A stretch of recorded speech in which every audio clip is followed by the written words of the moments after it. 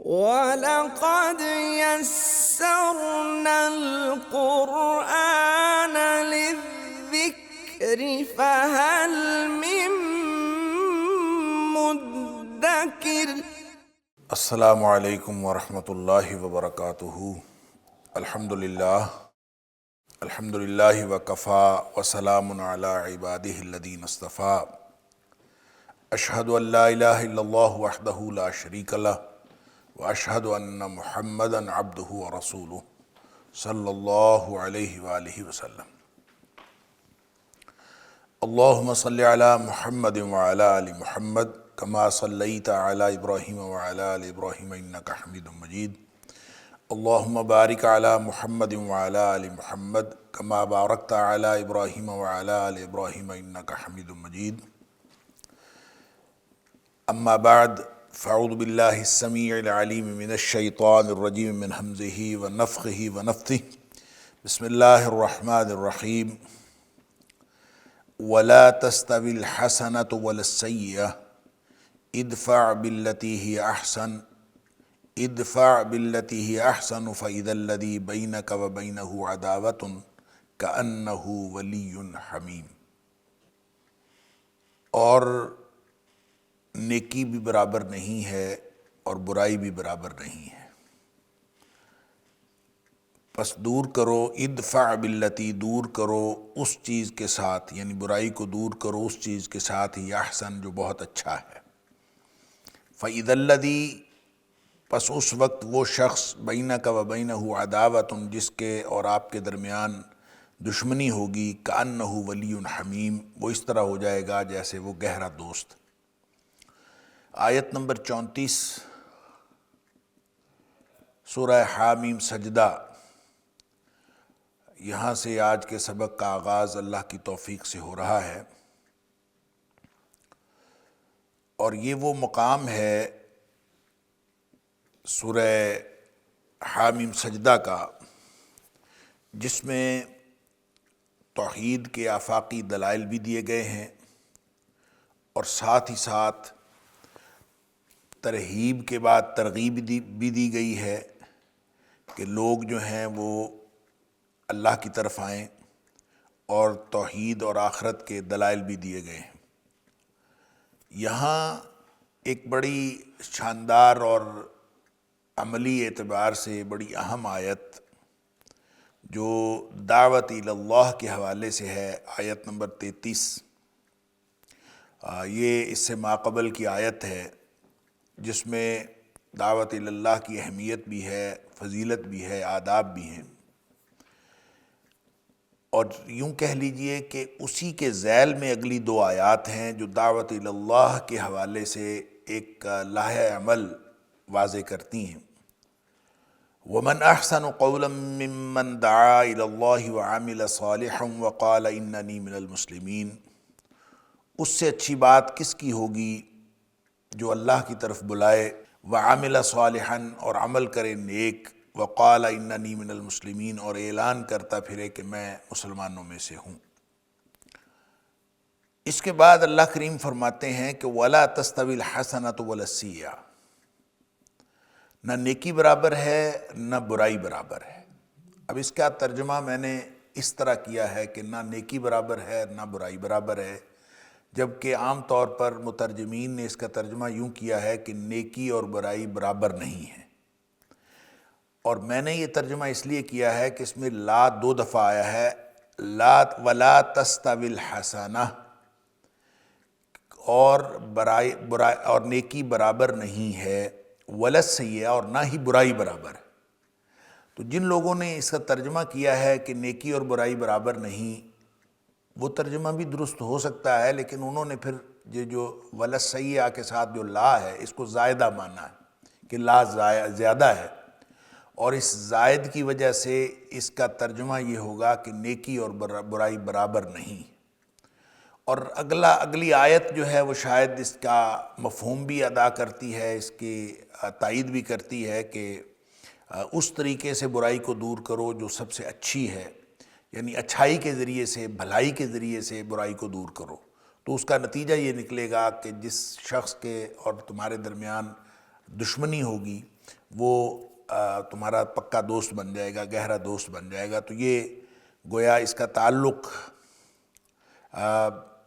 اس اچھائی کے ساتھ ہے کہ یعنی اگر آپ برائی کو برائی کے ساتھ دور کرنے کی کوشش کریں گے، برائی کا بدلہ برے طریقے سے دیں گے تو وہ اس کے نتائج اور طرح کے ہوں گے، اور برائی کا بدلہ جو ہے وہ اچھائی کے ذریعے سے دیں گے تو اس کے نتائج اور طرح سے ہوں گے۔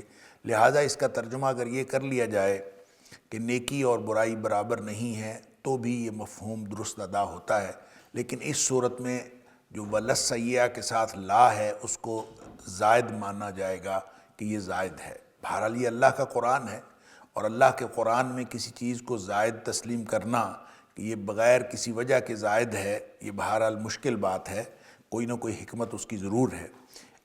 لیکن اگر اس کو آپ زائد نہ مانیں اور یہ سمجھیں کہ وَلَا تَسْتَوِي الْحَسَنَةُ اور نیکی برابر نہیں ہے، وَلَا السَّیِّئَةُ اور برائی بھی برابر نہیں ہے، تو اس کا مطلب یہ ہوگا کہ نہ صرف وہ مفہوم جو پہلی صورت میں لیا گیا کہ نیکی اور برائی برابر نہیں، یہ تو بالکل واضح ہے، اس کے لیے تو کسی دلیل کی ضرورت نہیں ہے، کسی بیان کی ضرورت نہیں ہے کہ نیکی اور برائی برابر نہیں ہے، یہ اس کے لیے کسی بیان کی ضرورت نہیں ہے، یہ واضح ہے، ہر شخص کے اوپر واضح ہے کہ نیکی اور برائی برابر نہیں ہو سکتے۔ لیکن یہاں پہ جو بات کہی گئی ہے وہ یہ ہے کہ نیکی بھی اپنے نوعیت کے اعتبار سے برابر نہیں ہے اور برائی بھی اپنی نوعیت کے اعتبار سے برابر نہیں۔ بعض نیکیاں بہت اعلیٰ درجے کی ہوتی ہیں اور بعض نیکیاں جو ہیں وہ ادنا درجے کی ہوتی ہیں، لہٰذا ہر نیکی برابر نہیں ہے، اور کوئی شخص نیکی کر رہا ہے تو آپ یہ نہیں کہہ سکتے کہ سب نیک لوگ جو ہے برابر ہیں۔ ایک نیکی بہت اعلیٰ درجے کی ہو سکتی ہے، دوسری نیکی جو ہے ادنا درجے کی ہو سکتی ہے، جیسا کہ نبی اکرم صلی اللہ علیہ وآلہ وسلم نے فرمایا ادناہا، یعنی سب سے، جب آپ نے فرمایا کہ ایمان کی شرائط ہیں 70 سے اوپر درجے ہیں، اس کے حصے ہیں، تو آپ نے یہ فرمایا کہ اس سے سب سے کم ترین حصہ جو ہے ادناہا اماطۃ الاذی عن الطریق، کہ کسی یعنی ایمان کے جو 70 سے اوپر شعبے ہیں یا حصے ہیں ان میں سے سب سے ادنا شعبہ یہ ہے اور ادنا نیکی یہ ہے کہ آپ کسی تکلیف دہ چیز کو راستے سے ہٹا دیں، اماطۃ الاذی عن الطریق، اور وارفعھا، اور سب سے بلند چیز جو ہے، سب سے بلند نیکی قول لا الہ الا اللہ، وہ اللہ کی توحید کی گواہی دینا، یہ سب سے بلند ہے۔ تو گویا اللہ کی توحید کی گواہی دینا بھی نیکی ہے، اور راستے سے کوئی تکلیف دہ چیز ہٹا دینا بھی نیکی ہے، لیکن یہ دونوں نیکیاں برابر نہیں ہیں۔ وَلَا تَسْتَوِي الْحَسَنَةُ، نیکی برابر نہیں ہوتی، یعنی ہر نیکی ایک جیسی نہیں ہوتی، نیکیاں کم تر درجے کی بھی ہوتی ہیں، اعلیٰ درجے کی بھی ہوتی ہیں۔ اب کوئی شخص جو ہے وہ اپنے جان پیش کر دیتا ہے، اپنا مال پیش کر دیتا ہے، جہاد کے میدان میں وہ چلا جاتا ہے، وہ اپنا سب کچھ لوٹا کے آ جاتا ہے، اور وہ شخص اور ایک شخص اپنے گھر میں بیٹھا ہوا وہ نیکیاں کر رہا ہے، تو ان دونوں کی نیکیاں برابر تو نہیں ہو سکتی۔ تو اللہ تعالیٰ نے نیکی کی جو نوعیت رکھی ہے، نیکی اپنی نوعیت میں برابر نہیں ہے۔ وَلَا تَسْتَوِي الْحَسَنَةُ، ہر نیکی برابر نہیں ہے۔ وَلَا السَّیِّئَةُ، اسی طرح برائی بھی برابر نہیں ہے، برائیاں بھی چھوٹی بڑی ہوتی ہیں۔ ایک یہ ہے کہ آپ کسی کو گالی دیں، سباب المسلم فسوق، کسی کو گالی دینا گناہ ہے، اور یہ چھوٹے درجے کا گناہ ہے، اور اگر کسی کی جان لے لیں، کوئی شخص کسی کو جو ہے وہ ضرب لگا دے، کسی کو اس کو جو ہے وہ کسی کا قتل کر دے، یا اس کے اوپر کوئی اور معاملہ کر دے، تو وہ ظاہر ہے اس سے بڑی برائی ہے، جیسے نبی پاک صلی اللہ علیہ وسلم فرمایا سباب المسلم فسوق وقتالہ کفر، مسلمان کو گالی دینا جو ہے وہ گناہ ہے، اور اس کو قتل کرنا یا قتل کرنے کی درپے ہو جانا یا اس کو مارنے کی کوشش کرنا، یہ ایک تو کفر ہے۔ اس کا مطلب ہے ایک برائی جو ہے وہ کفر تک جا پہنچتی ہے، اور ایک برائی جو ہے وہ محض گناہ ہے، محض اطاعت سے نکلی ہوئی بات ہے۔ فسق کا مطلب ہوتا ہے اطاعت سے نکلی ہوئی بات۔ تو یہ نیکی اور برائی اس کے مختلف درجے ہوتے ہیں، یہ بتایا جا رہا۔ ہر نیکی بھی برابر نہیں ہے اور ہر برائی بھی برابر نہیں۔ وَلَا تَسْتَوِي الْحَسَنَةُ وَلَا السَّیِّئَةُ، اور میں نے یہ بات عرض کر دی کہ جو پہلا مفہوم ہے کہ نیکی اور برائی برابر نہیں ہے، یہ اس مفہوم کے علاوہ یہ مفہوم ہے۔ اگر آپ اس کا ترجمہ یہ کریں کہ نیکی اور برائی برابر نہیں ہے، تو وہ تو ایک obvious اور بالکل ظاہر اور واضح مفہوم ہے، اور ہر شخص کو پتہ ہے کہ نیکی اور برائی برابر نہیں ہو سکتی، اور وہ کسی بھی علمی روایت میں اور کسی بھی معاشرے کے اندر کہیں بھی نیکی کا جو بھی تصور ہوگا، برائی کا جو بھی تصور ہوگا، نیکی اور برائی برابر نہیں ہے، اس کو ہر شخص جانتا ہے اور وہ واضح مفہوم ہے۔ اور اس کے ساتھ اگر اس کو یہ سمجھا جائے کہ ولا تستوی الحسنہ جیسے قرآن کے الفاظ ہیں اس کے مطابق ترجمہ کیا جائے تو ترجمہ یہی بنتا ہے ولا تستوی الحسنہ، اور نہیں برابر ہوتی نیکی، ولا السیئہ، اور نہ ہی برابر ہوتی ہے برائی۔ تو برائی کے بھی مختلف درجے ہوتے ہیں اور نیکی کے بھی مختلف درجے ہوتے ہیں۔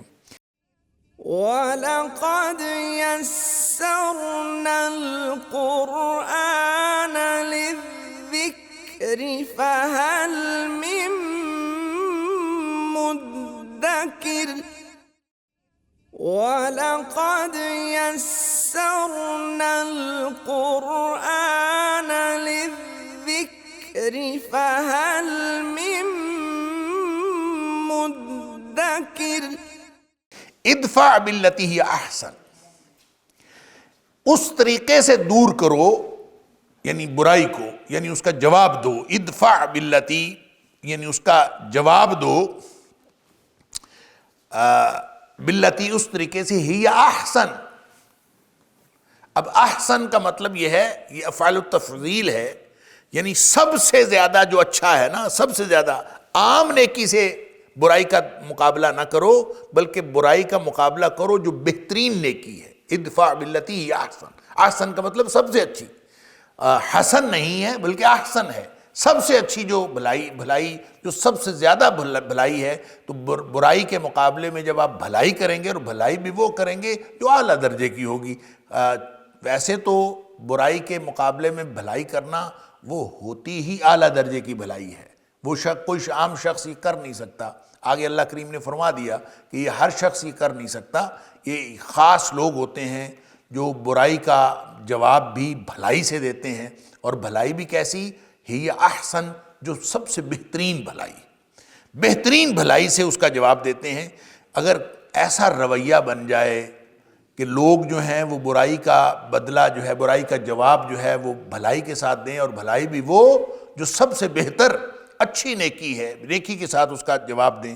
فَإِذَا الَّذِي، پھر اس کا یہ نتیجہ نکلے گا، فَإِذَا الَّذِي، پس اس وقت وہ شخص بَيْنَكَ وَبَيْنَهُ عَدَاوَةٌ، تمہارے درمیان اور اس کے درمیان جو دشمنی ہے، کَأَنَّهُ وَلِيٌّ حَمِيمٌ، وہ اس طرح ہو جائے گا جیسے وہ گہرا دوست ہے، گہری دوستی پیدا ہو جائے گی۔ اللہ اکبر۔ اور یہ بہت ہی یعنی گویا کوئی خاص قسم کا رویہ انسان اختیار کرے تو یہ ہو سکتا ہے کہ آپ دشمنی کر رہا ہو، آپ اس کے ساتھ نیکی کر رہے ہوں، تو اس کے نتیجے میں اس کے ساتھ دشمنی جو ہے وہ دوستی میں بدل جاتی ہے۔ اللہ اکبر۔ علامہ طبری نے اور علامہ بہقی نے حضرت ابن عباس رضی اللہ تعالیٰ عنہ کا ایک قول نقل کیا ہے اس آیت کی تفسیر۔ وہ کہتے ہیں، ابن عباس رضی اللہ تعالیٰ عنہ فرماتے ہیں، امر اللہ المؤمنین بالصبر عند الغضب والحلم والعفو عند الاساءة۔ اللہ اکبر۔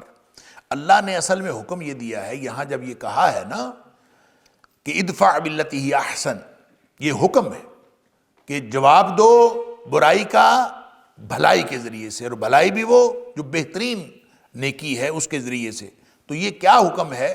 امر اللہ المؤمنین، یہ اصل میں اللہ نے حکم دیا ہے اہل ایمان کو، بالصبر عند الغضب، غصے کے موقع پر صبر کا، یعنی جب غصہ آیا ہوا ہو اور اشتعال دلانے والی بات ہو تو اشتعال کے جواب میں صبر کریں، اس کا حکم دیا گیا ہے۔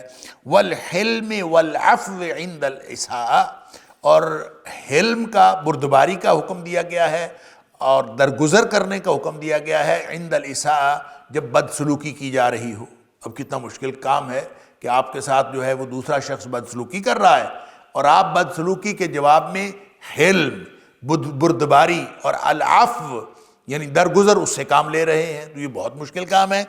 ابن عباس رضی اللہ تعالیٰ عنہ فرماتے ہیں کہ اصل میں یہ حکم دیا گیا ہے، امر اللہ المؤمنین، اللہ نے حکم دیا ہے اہل ایمان کو، بالصبر عند الغضب، غصے کے وقت صبر کریں، اس کا حکم دیا ہے، والحلم والعفو عند الاساءة، اور حلم کا حکم ہے اور عفو کا حکم ہے بدسلوکی کے موقع پر. فَإِذَا فَعَلُوا ذَلِكَ، اللہ اکبر، جب اہل ایمان یہ کرنے کے قابل ہو جائیں. فَإِذَا فَعَلُوا ذَلِكَ، اگر اہل ایمان یہ کر سکیں اور یہ کر لیں. کیا کر لیں؟ یعنی بدسلوکی کے جواب میں درگزر اور حلم کا مظاہرہ کریں، اور غصے کے وقت یا غصے کے جواب میں اشتعال کی جتنی بھی باتیں ہیں اس کے جواب میں صبر کا مظاہرہ کریں. فَإِذَا فَعَلُوا ذَلِكَ، پس جب یہ کر لیں اہل ایمان، عَصَمَهُمُ اللَّهُ مِنَ الشَّيْطَانِ، تو اللہ ان کو شیطان سے محفوظ کر لیتا ہے. سبحان اللہ، اللہ ان کو شیطان سے بچا لیتا ہے. وَخَضَعَ لَهُمْ عَدُوُّهُمْ، اور ان کے لیے ان کا جو دشمن ہے اس کو جھکا دیتا ہے اور ایسا بنا دیتا ہے كَأَنَّهُ وَلِيٌّ حَمِيمٌ، دشمن جھک جاتا ہے اور ایسا بن جاتا ہے جیسے بھی گہرا دوست ہو. اللہ اکبر. تو یہ دراصل نتیجہ ہے انسان کے جتنے بھی اعمال ہوتے ہیں، انسان جس طرح کا طرز عمل ظاہر کرتا ہے اس کے اثرات دوسروں کے اوپر پڑ رہے ہوتے ہیں. آپ جس بھی طرح کا طرز عمل ظاہر کریں گے وہ اچھا ہوگا تو ارد گرد کے لوگوں کے اوپر، ارد گرد کے معاشرے کے اوپر اچھے عمل کے اچھے اثرات، اور اگر وہ برا عمل ہوگا تو اس کے برے اثرات پڑ رہے ہوتے ہیں. ظاہر ہے انسان کی مختلف کیفیتیں ہیں، باطنی کیفیتیں ظاہری اعمال کے ذریعے سے ظاہر ہوتی ہیں، جو اس کے اعضاء و جوارح ہیں اس کے ذریعے سے ظاہر ہوتی ہیں، پھر اس کا امپیکٹ پڑتا ہے ارد گرد کے ماحول کے اوپر. تو ہر نیکی برابر نہیں ہے، ہر برائی برابر نہیں ہے. آپ جس طرح کا طرز عمل ظاہر کریں گے اس طرح کے اس کے نتائج برابر ظاہر ہوں گے. اس لیے اللہ کریم نے یہ حکم دیا ہے ادفع باللتی ہی احسن، کہ تم برائی کا جواب جو ہے وہ ہمیشہ اچھائی سے دو. جب اس طرح سے کرو گے فَإِذَا الَّذِي بَيْنَكَ وَبَيْنَهُ عَدَاوَةٌ كَأَنَّهُ وَلِيٌّ حَمِيمٌ، اس کے نتیجے میں دشمنیاں جو ہیں وہ دوستی میں بدل جائیں گی. یہ اللہ کا وعدہ ہے. سبحان اللہ. وَمَا يُلَقَّاهَا إِلَّا الَّذِينَ صَبَرُوا، یہ جو کام ہے وَمَا يُلَقَّاهَا، یہ چیز عطا نہیں کی جاتی إِلَّا الَّذِينَ صَبَرُوا، سوائے ان لوگوں کے جنہوں نے صبر کیا. یعنی صبرو کا مطلب یہ ہے، صبرو ماضی کا صیغہ ہے، تو اس کا مطلب یہ ہے کہ جو لوگ صبر کی زندگی گزار رہے ہوتے ہیں، جنہوں نے زندگی میں صبر والا رویہ اپنایا ہوا ہوتا ہے. وَمَا يُلَقَّاهَا إِلَّا الَّذِينَ صَبَرُوا، جو لوگ صبر کیے ہوئے ہوتے ہیں ان کو اللہ تعالیٰ یہ خصوصیت عطا کرتا ہے. ہر شخص کے پاس یہ خصوصیت نہیں ہوتی. آگے سے بندہ جو ہے وہ غصہ کر رہا ہو، وہ گالیاں دے رہا ہو، آپ اس کے جواب میں جو ہے وہ اس کے ساتھ اچھی بات کر رہے ہو، بھلائی کی بات کر رہے ہیں، یہ کیسے ہو سکتا ہے؟ عام طور پہ یہ نہیں ہوتا، ممکن نہیں ہوتا. لیکن اللہ فرماتا ہے وَمَا يُلَقَّاهَا، نہیں عطا کی جاتی یہ خصلت إِلَّا الَّذِينَ صَبَرُوا، سوائے ان لوگوں کے جنہوں نے صبر کیا. جو زندگی صبر والی، اور صبر کی زندگی کیا ہے یہ میں اور آپ ہم سب لوگ جانتے ہیں کہ صبر جو ہے وہ 3 ڈائمنشنز ہیں. اس کی صبر کی 3 ڈائمنشنز ہیں کہ ایک شخص جو ہے وہ صبر کرے علی الطاعات، اور صبر عن المعصیات، اور صبر علی المصیبات. کہ سب سے پہلی بات یہ ہے کہ اللہ کی اطاعت کے کام کرنے میں وہ صبر کرے، ڈٹا رہے، اور گناہوں سے بچنے میں صبر کرے یعنی ڈٹا رہے، اور پھر اگر کوئی مصیبتیں اس کے اوپر آئیں تو اس کے اوپر ڈٹا رہے. یہ تینوں ڈائمنشنز کے اوپر اگر کوئی شخص صبر کی زندگی گزار رہا ہے، صبر کر رہا ہے اور ڈٹا ہوا ہے اس کے باوجود، یعنی تینوں قسم کی صبر کی جو ڈائمنشنز ہیں اس کے اوپر وہ عمل کر رہا، اللہ کی رضامندی کے کاموں میں بھی صبر فی الطاعات، اور صبر عن المعصیات، اور صبر علی المصیبات، تینوں طرح کا وہ صبر کر رہا ہے. جس شخص نے یہ صبر کیا، صبر والی زندگی اختیار کی، اس کو اللہ تعالیٰ یہ خصوصیت، یہ خصلت عطا کر دیتا ہے کہ وہ برائی کے بدلے میں بھی وہ نیکی کی بات کرتا ہے. اللہ اکبر. ہم نے سنا ہے بزرگوں سے کہ بزرگوں کو کسی نے گالی دی، اس نے کہا وہ فلاں آدمی آپ کو گالیاں دے رہا ہے، وہ کہتا ہے ہم لیتے ہی نہیں. وہ گالیاں دے رہا ہے تو ہم لیتے ہی نہیں، ہم لیں گے تو گالی ہمارے پاس آئے گی نا. یعنی بالکل اس کا رویہ جو ہے وہ 180 ڈگری اس کے بالکل چینج. وہ گالیاں دے رہا ہے، یہ کہتا لو ہم تو گالی لیتے ہی نہیں، ہمارا کیا تعلق اس. اچھا وہ کہتا ہے کہ کل گالیاں دے رہا تھا، آج اس نے دعوت دی، تو کیا اس کی دعوت کھانی ہے کہ نہیں کھانی؟ اللہ اکبر. تو کہتے ہیں کہ گالیاں تو کھا لی ہیں، دعوت کیوں نہیں کھانی؟ کل گالیاں کھا لی ہیں، آج دعوت کھا لیتے ہیں. تو اپنا رویہ اگر اس طرح کا ہو، الذین صبروا، جنہوں نے زندگی اس طرح کی گزاری ہو، ان سے اس طرح کا رویہ اس کا اظہار ہوتا ہے. اور اللہ تعالیٰ فرماتا ہے وما یلقاها الا الذین صبروا، یہ خصلت انہی کو عطا ہوتی ہے جو صبر کرتے ہیں. وما یلقاها، نہیں عطا ہوتی یہ خصلت الا الذین صبروا، سوائے ان لوگوں کو جنہوں نے صبر کیا. وما یلقاها الا ذو حظ عظیم، اور یہ نہیں عطا ہوتی سوائے ان لوگوں کے جو بڑے نصیبے والے لوگ ہوتے ہیں، جن کو بڑا حصہ. ذو حظ عظیم، حظ کا مطلب ہے حصہ، نصیب کا مطلب ہی حصہ ہوتا ہے.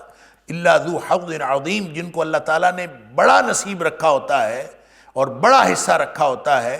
اور ذو حظ عظیم کا سے مراد کیا ہے؟ بعض لوگوں نے تو اس سے مراد صرف اللہ کا کرم، اللہ کی رحمت مراد لی ہے، کہ جس کو اللہ تعالیٰ نے اپنی رحمت سے بڑے نصیبے والا بنایا ہے اور اس کی قسمت میں بڑا نصیب لکھا ہے، اس کو یہ عطا ہوتی ہے. اور بعض نے کہا ہے کہ ذو حظ عظیم سے مراد جنت ہے. ذو حظ عظیم، کہ جو جنت والے ہوتے ہیں، جو جنتی لوگ ہوتے ہیں، ان سے اس طرح کے طرز عمل کا اظہار ہوتا ہے. ہر شخص جو ہے وہ اس طرح کا طرز عمل ظاہر نہیں کر سکتا. یہ بڑی بہت اعلیٰ درجے کی بات ہے، ہر شخص اس طرح کا رویہ نہیں رکھ سکتا. لہٰذا اس کو آپ دونوں باتوں کو اگر جوڑ لیجئے کہ وما یلقاها الا الذین صبروا وما یلقاها الا ذو حظ عظیم، تو یہ پورا مفہوم سامنے آ جاتا ہے اس کردار کا جس کردار سے اس طرح کے رویے کی توقع کی جا سکتی ہے. وَإِمَّا يَنزَغَنَّكَ مِنَ الشَّيْطَانِ نَزْغٌ، دیکھیں انسان ہے اور انسان کے ساتھ ایک تو نفس ہے، انسان کا داخلی دشمن، اور ایک اس کے ساتھ خارجی دشمن ابلیس بھی لگا ہوا ہے، ابلیس اور اس کے لشکر. اور وہ اس کو اکساتے ہیں کہ یہ رویہ اختیار نہیں کرنا، یہ کرنا. ہر وقت اس کے رویے کے حوالے سے. اب دیکھیں کسی نے گالی دی ہو تو ایک تو انسان کا نفس ہے جو انسان کو رکنے نہیں دیتا، اور ظاہر ہے کسی نے اگر آپ کو کوئی مشکل کوئی گالی دی ہے یا کوئی ایسا آپ کے ساتھ اس نے رویہ اختیار کیا ہے تو آپ اس کو معاف کر دیں، یہ بہت بڑی بات ہے. اور بدلہ لینا یہ انسان کے ہر شخص کے نفس کی خواہش ہوتی ہے کہ میں بدلہ لوں. اور اللہ تعالیٰ فرماتا ہے کہ اگر کوئی شخص کسی کے سامنے جھک جائے اللہ کے لیے تو اللہ تعالیٰ اس کی عزت بڑھا دیتا ہے. اور اللہ کے رسول صلی اللہ علیہ وآلہ وسلم نے یہ باقاعدہ یہ بتایا کہ ما نقصت صدقۃ من مال. ایک تو یہ ہماری پرسیپشن یہ ہوتی ہے کہ جب ہم صدقہ کرتے ہیں تو مال جو ہے کم ہو جاتا ہے، ہماری پرسیپشن یہ ہوتی ہے. اور یہ فرمایا کہ مال کبھی کم نہیں ہوتا صدقہ کرنے سے. اور دوسرا ما زاد اللہ بعفو الا عزا، کہ جو درگزر کرنا ہے، یہ معاف کرنا ہے، اس سے اللہ تعالیٰ کسی اور چیز میں اضافہ نہیں کرتا سوائے عزت کے. ہم کہتے ہیں کہ معاف کریں گے تو ناک نہیں رہے گی، اب عزت نہیں رہے گی، اب ہم بدلہ نہ لیں تو ہماری تو خاندان میں، علاقے میں ہماری تو عزت نہیں رہے گی. اللہ کے رسول صلی اللہ علیہ وسلم فرماتے ہیں ما زاد اللہ بعفو الا عزا، سوائے عزت کے اور کوئی چیز باقی نہیں بچتی اگر کوئی شخص درگزر سے کام لیتا ہے. اور یہ بہت بڑا کام ہے. اللہ اکبر. ما یلقاها الا الذین صبروا وما یلقاها الا ذو حظ عظیم. بڑے نصیبے والے لوگوں کو یہ خصلت عطا ہوتی ہے. اللہ اکبر. اور اسی طرح نبی اکرم صلی اللہ علیہ وسلم نے فرمایا کہ کوئی شخص اگر جھکتا ہے ما تواضع للہ الا رفعہ اللہ، جو شخص اللہ کے لیے جھک جاتا ہے، چھوٹا بن جاتا ہے، نکو بن جاتا ہے، کوئی بات نہیں خیر ہے، اللہ تعالیٰ اس کو اونچا کر دیتا ہے، اللہ تعالیٰ اس کو رفعت عطا فرما دیتا ہے. اور یہ انسان کو اگر سمجھ آ جائے تو پھر یہ کردار عطا ہو جاتا ہے جو کردار اللہ کریم نے فرمایا کہ وما یلقاها الا الذین صبروا وما یلقاها الا ذو حظ عظیم. وَلَقَدْ يَسَّرْنَا الْقُرْآنَ لِلذِّكْرِ فهل من مدكر وَلَقَدْ يَسَّرْنَا الْقُرْآنَ لِلذِّكْرِ فَهَلْ مِن مُدَّكِرٍ۔ لیکن اب شیطان تو ساتھ ہے، شیطان تو کسی وقت بھی انسان کو چوکا مارتا ہے۔ وَإِمَّا يَنزَغَنَّكَ مِنَ الشَّيْطَانِ نَزْغٌ، اور جب شیطان آپ کو کوئی وسوسہ ڈالے یا کوئی چوکا مارے، یہ جو نزغن ہوتا ہے، نزغن ینزغنک، اما ینزغنک من الشیطان نزغن، نزغ جو ہے سوئی سے یا کسی نوکدار چیز سے یوں چوکا لگانا، اس کو کہتے ہیں نزغن۔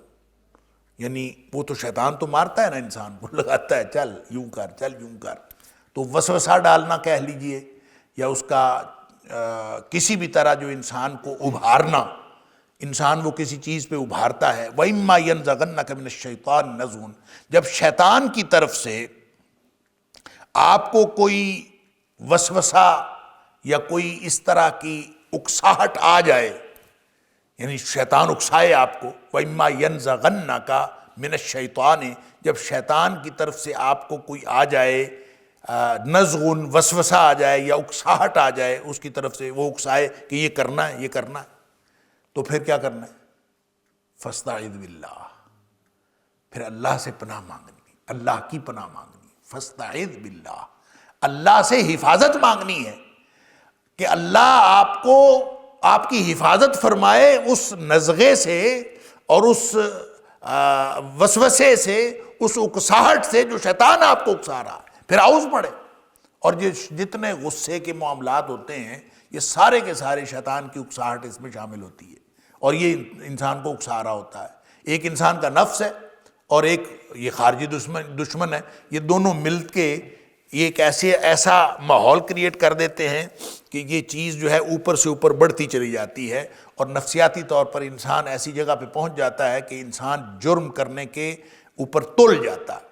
اور اس کو آپ دیکھ لیجئے کہ جب سب سے پہلا قتل اس روئے زمین پر ہوا، جس کا ذکر اللہ کریم نے سورہ مائدہ کے اندر فرمایا ہے کہ آدم علیہ السلام کے 2 بیٹوں کی خبر ان کو سنا دیجئے، اور وہ خبر کیا ہے کہ دونوں نے قربانی کی تھی، اذا قربا قربانا، اتنی سی بات تھی، قربانی کی تھی، ایک کی قبول ہو گئی دوسری کی قبول نہیں ہوئی، اس کو غصہ چڑھ گیا، اس کی قبول کیوں ہوئی ہے میری قبول کیوں نہیں ہوئی؟ آپس میں ان کا جو ہے وہ جھگڑا ہو گیا۔ جھگڑا ہوتے ہوتے اس نے کہا میں تجھے مار دوں گا، تجھے قتل کر دوں گا۔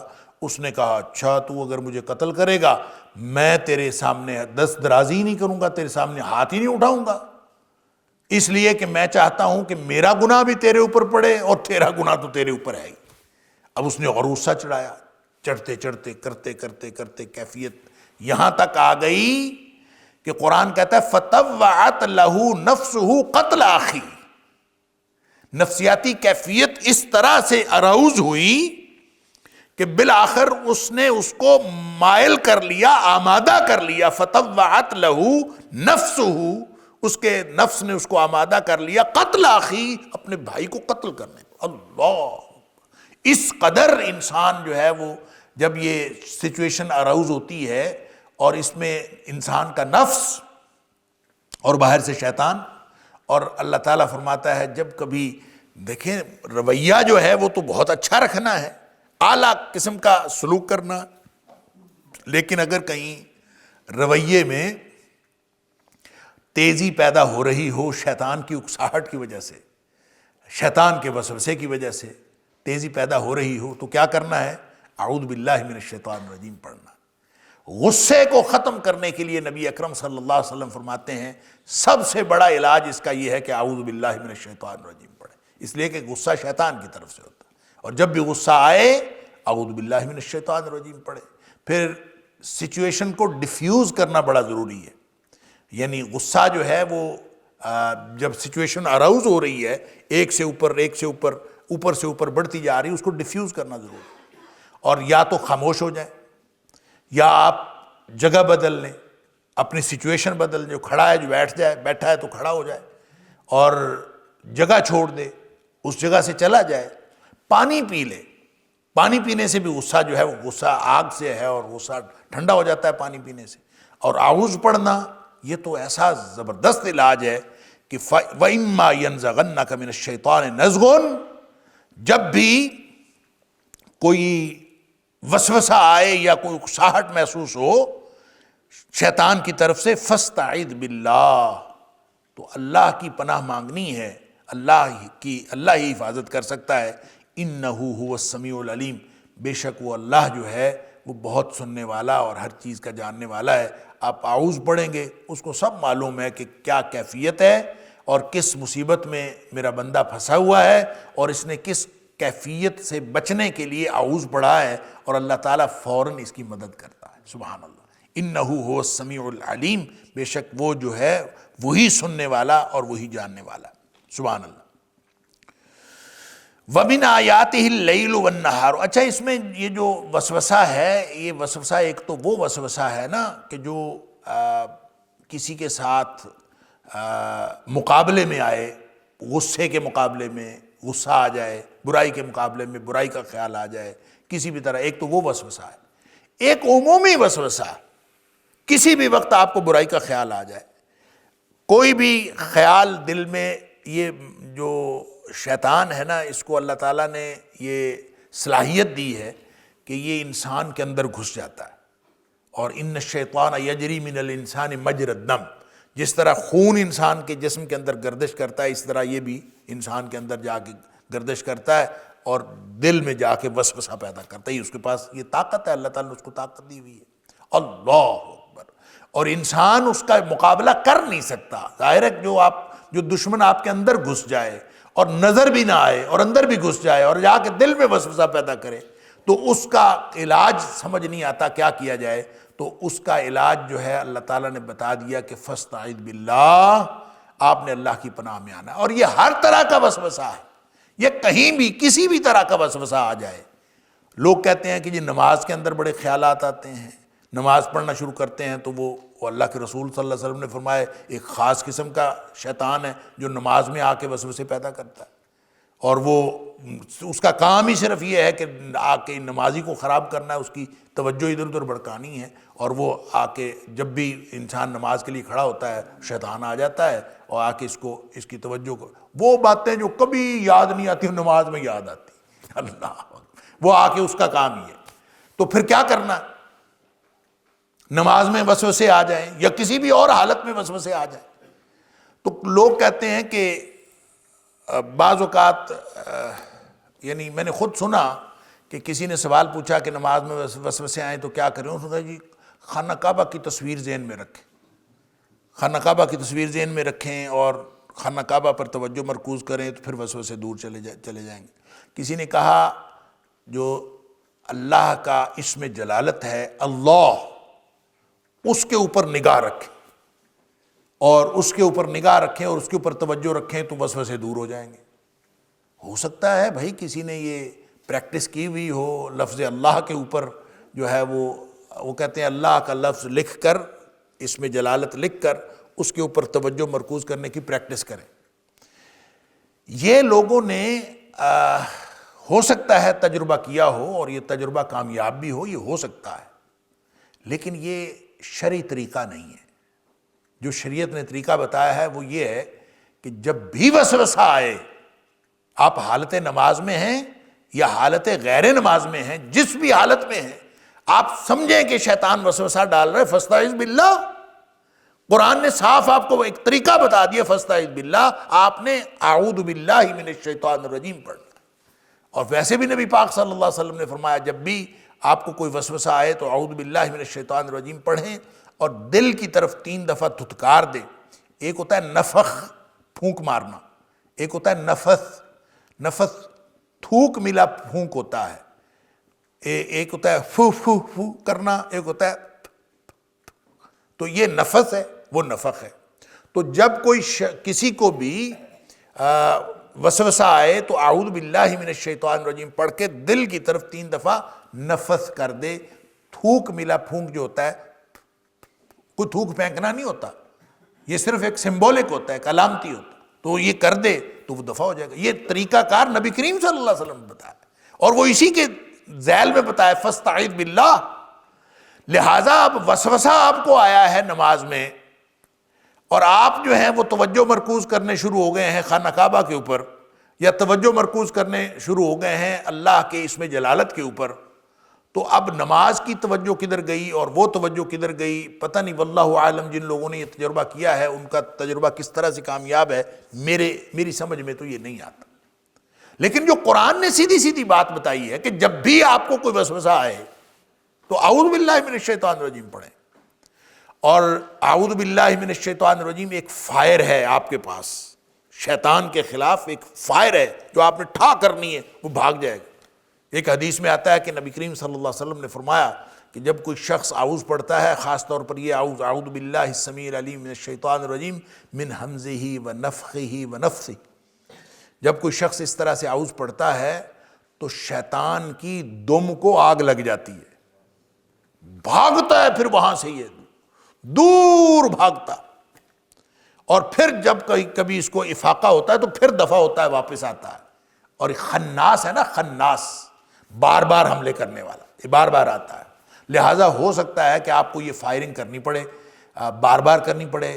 اب آپ کو نماز کے اندر اگر وسوسے آتے ہیں تو آپ نماز کے اندر اعوذ باللہ من الشیطان الرجیم پڑھیں۔ آپ نے الحمدللہ رب العالمین پڑھا، وسوسہ آیا، آپ نے اعوذ باللہ من الشیطان الرجیم پڑھ کے، پھر آپ نے الرحمن الرحیم پڑھا، پھر وسوسہ آیا، پھر آپ نے اعوذ باللہ من الشیطان الرجیم پڑھا، پھر کیا، پھر آگے۔ تو ہو سکتا ہے کہ شروع میں آپ کو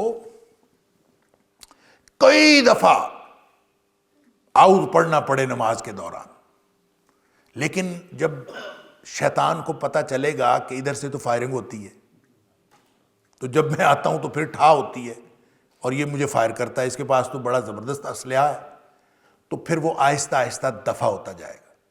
اور یہ آپ جب اعوذ پڑھنے کی عادت ڈالیں گے اس کے وسوسے کو دور کرنے کے لیے، تو یہ شروع میں آپ کو زیادہ دفعہ اعوذ پڑھنا پڑے گا، اور with the passage of time آپ کا یہ جو اعوذ کی مقدار ہے کم ہوتی جائے گی، اور وسوسے آنے ہی کم ہوتے جائیں گے، اور پھر ایک موقع آئے گا کہ بہت شاذ و نادر آپ کو اس کی ضرورت پڑے گی، وگرنہ آپ کی نماز سموتھ ہوگی، کیونکہ شیطان کو پتہ چل جائے گا کہ اس کے پاس جب جاتے ہیں تو یہ آگے سے فائر کرتا ہے، اور اس کے پاس فائر ہے۔ فائر کیا ہے؟